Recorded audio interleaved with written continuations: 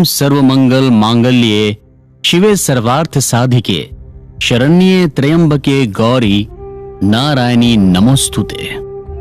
आदि शक्ति मां दुर्गा, जिनकी अलग अलग रूपों में भक्त पूजा और आराधना करते हैं।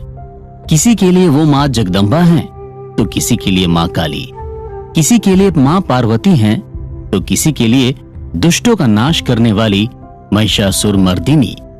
इस धरती पर दुष्टों का नाश करने के लिए मां दुर्गा ने अलग अलग रूपों में जन्म लिया।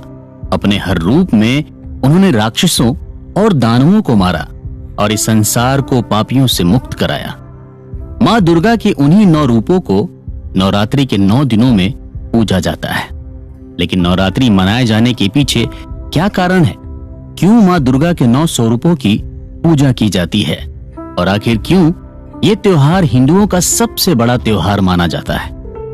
नवरात्रि हिंदुओं का एक ऐसा त्योहार है जो सिर्फ भारत ही नहीं बल्कि दुनिया भर में भक्ति, आस्था और श्रद्धा के साथ सेलिब्रेट किया जाता है।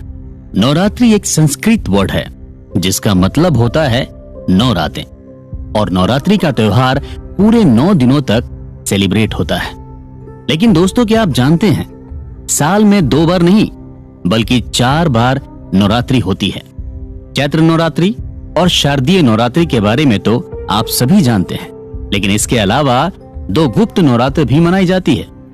आषाढ़ और पौष महीने में गुप्त नवरात्रि सेलिब्रेट की जाती है। आषाढ़ नवरात्रि जून और जुलाई के दौरान, तो वहीं पौष नवरात्रि दिसंबर और जनवरी के बीच मनाई जाती है।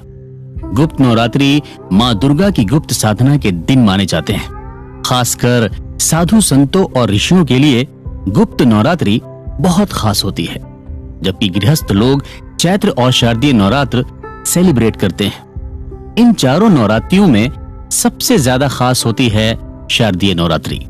शारदीय नवरात्रि के दौरान देश के अलग अलग स्टेट में मां दुर्गा की पूजा और भक्ति के तरीके भी अलग अलग हैं। उत्तर प्रदेश और बिहार में नवरात्रि के 9 दिनों तक रामलीला का मंचन किया जाता है, तो असम और बंगाल में कई थीम पर मां दुर्गा के आसमान छूते गजब के सुंदर पंडाल सजाए जाते हैं। बंगाल का सिंदूर खेला तो पूरी दुनिया में फेमस है। वहीं गुजरात का नवरात्रि सेलिब्रेशन वहां की फोक और ट्रेडिशनल डांस डांडिया और गरबा के बिना पूरा नहीं होता है। यहाँ के गरबा में शामिल होने के लिए पूरे देश से लोग पहुंचते हैं। कर्नाटक के मैसूर में मां चामुंडेश्वरी देवी को हाथी पर सोने की पालकी में बिठाया जाता है। इसके बाद मां दुर्गा के स्वरूप का पूरे शहर में शानदार जुलूस निकाला जाता है। भले ही मां दुर्गा की पूजा पूरे देश के अलग अलग कोनों में अलग अलग तरीके से की जाती हो, लेकिन भक्तों का भाव सिर्फ एक होता है, और वो है मां दुर्गा के प्रति समर्पण। दोस्तों, नवरात्रि के 9 दिनों में मां दुर्गा के 9 रूप पूजे जाते हैं और आखिरी दिन कन्या भोजन कराया जाता है। ये तो आप सभी जानते हैं, लेकिन क्या आप जानते हैं कि नवरात्रि को सेलिब्रेट किए जाने के पीछे क्या सिग्निफिकेंस और साइंटिफिक रीजन है, और किस तरह से दुनिया भर में इसे सेलिब्रेट किया जाता है?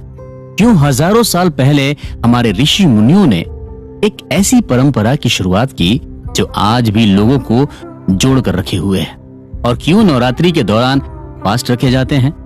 इनके पीछे स्पिरिचुअल और रिलीजियस रीजन तो हैं ही, लेकिन साइंटिफिक रीजन भी हैं। इन सारे सवालों के जवाब आपको हमारी इस सीरीज में जानने को मिलेंगे।